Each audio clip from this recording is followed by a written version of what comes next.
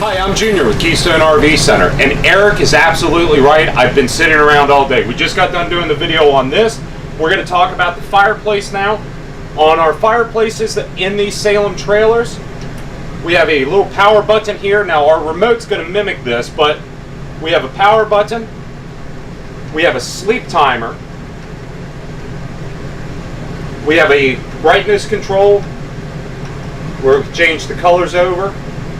And we have a temperature set. Now the temperature set, L is low, H is high, and then if it's not reading anything there, that's off. Now from the remote, what we can do is we can use the up and down arrow on the left hand side. I don't know if that's in focus, hopefully it is.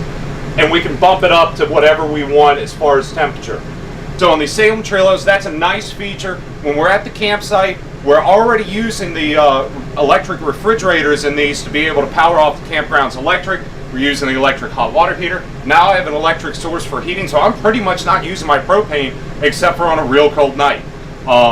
Which in that case, your trailer, underneath of it are wheels. I want you to point the trailer south, go down to like South Carolina, Florida. You'll find it gets a lot warmer that way.